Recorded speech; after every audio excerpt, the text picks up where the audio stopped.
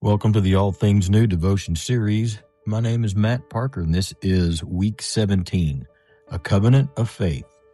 Day 3, The Life Faith Produces. Psalm 15. Lord, who can dwell in your tent? Who can live on your holy mountain? The one who lives blamelessly, practices righteousness, and acknowledges the truth in his heart.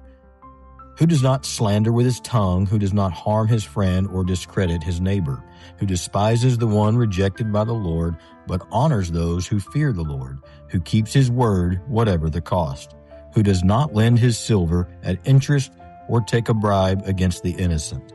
The one who does these things will never be shaken. We've spent considerable time discussing that righteousness comes through trusting God and not ourselves. Then today, we take what seems like an abrupt shift as David asks, who may dwell with the Lord? And he begins to describe a life of integrity, of truthfulness, and neighborly love.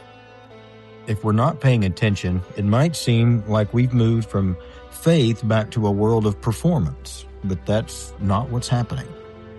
At this stage, we must be careful not to get caught up in the weeds of our modern thinking.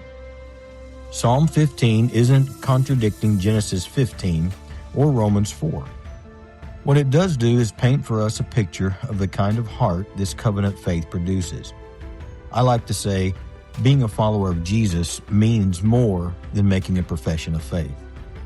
And Psalm 15 bears that out. The heart of faith is a changed heart. Those who believe God, like Abraham, begin to walk in a different way. Not perfection and not sinlessness, but rooted. A righteous life is the fruit. The person David describes speaks truth from a caring heart, refuses to slander others, keeps commitments even, and most especially when it hurts. We see a heart that is not for sale to the highest bidder of injustice.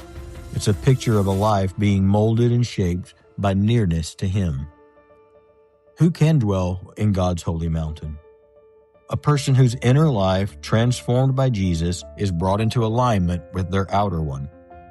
Biblical faith is never merely intellectual agreement or mental assent. It's a relational trust which continually shapes the heart. Claiming to believe in and trust God while clinging to deceit, manipulation, cruelty, and compromise indicates something has gone woefully awry at a basic level of faith.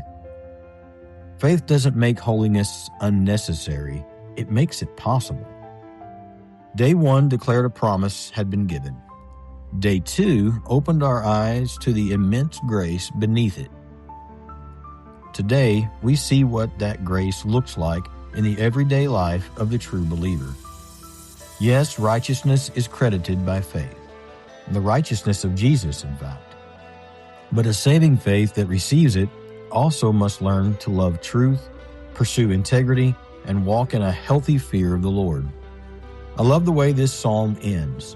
It says, the one who does these things will never be shaken. Covenant faith doesn't mean a trouble-free life. It means a heart being daily formed by trust in God, even when the winds seem to blow in the opposite direction. In what areas of your inner life, the ones you don't like to talk about at parties, is God pressing you towards greater truthfulness and integrity? How could this deep trust in God begin to reshape the way you speak, respond, relate, think, and feel towards others? Dear Lord, I am overwhelmed that your grace forgives me, but it also forms me. Look into the deep parts of my heart and make me truthful in the hidden places. Shape my words, my loyalties, my allegiances, and my conduct so my life reflects the faith that I confess in you. Amen.